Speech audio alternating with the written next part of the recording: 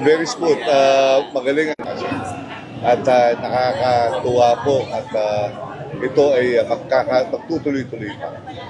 Hindi madali na ang pagbabagong nais natin mangyari pero nandito lang kami nakasuporta kay Mayor Vico. Konsi, no, marami na po tayong mga nagawa. Ano yung mga specific programs or ordinances na naipasa na po natin sa Lungsod Pasig? Magsusurprise kayo, no? Yung pinaka number one ko na may pagmamalaki ko nagawa, yung CFEI, yung magkaroon ng mga kuryente, yung mga kapuspalan nating mga Pasigenyo. Lalo na yung nasa buhay nila si Buboy Agustin, nagkaroon ng liwanag at marami na po tayo mga natulungan, mga kababayan natin na meron ng kuryente. Hindi lang po daan-daan ito, libo-libo na po ito na natulungan natin magkaroon ng kuryente. At pangalawa, yung pong, alam nyo, natatandaan nyo, Go Back, di ba? Yung Go Back po, ako po ang author niyan. Tayo po ang sumulat ng batas ng Go Back.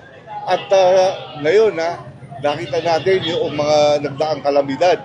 Napapakinabangan po yung Go Back natin. Ayoko naman sana magamit ko ng madalas, pero pag-iingat po natin yan Talagang iniingatan natin ng ating mga Pasigenyo, no? At pangatlo, ako rin po ang author ng fire truck na lahat ng barangay dito sa Pasig ay bibigyan natin ng fire truck para po sa kanila seguridad. Kung i-analyze yung mga naging ordinansa ko, lahat po ito para nila talaga yung pagbabago dito sa ating lungsod ng Pasig. Sa totoo lang, walang korupsyon, lalo na sa mga konsehal.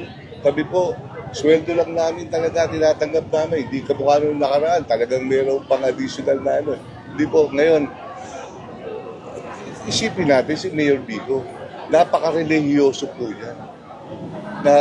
At hindi gagawa ng hindi maganda. Lahat ng programa ni Mayor Vico na sinuportahan po natin dahil alam ko maganda. Maayos at makakatulong sa ating mga Pasigenyo. And willing pa rin po tayo makipagtrabaho sakaling may iba pong manalo or iba po yung mananasaka? Ano po yan, tumatakbo po tayo na para po sa ating panunungkulan at yung advokasya natin para sa mga Pasigenyo.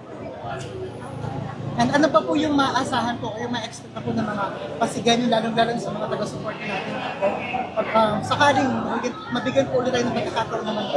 Ang naging advokasya ko naman noon talagang karapatang pantao no? Ano ba yung basic unit ng ating society, which is the family. Yung family, kailangan may tahanan. Ano ba yung tahanan? Kailangan kasi sigurado tayo magmula nung nag-start na tayo nung last year, pangalawang taon ngayon. Kaya sabi ko, in 2 to 3 years, meron na tayong mga newly graduates ng mga sa kolehiyo. Kaya pagka napagtapos po yung isang bata, isang malaking kagalinguan. Kakaroon na activities yan at sinisigurado ko sa inyo, aalagaan tayo ni Akay Rizal. Kaya mabuhay ang Akay Rizal. Maraming salamat.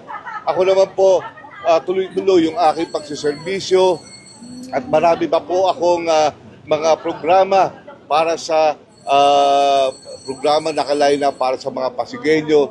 Yung mga magaganda na matatanggap nyo pa, isusurpresahin ko na lang kasi sa darating na araw. Pero makikita nyo, katulad ng mga ordinansa ko, magaganda lahat po yan pagka ina-analyze nyo yan. Alam nyo, nagtatrabaho tayo, tuloy-tuloy tayo. At yung paglilingkod natin, yung serbisyo natin, hindi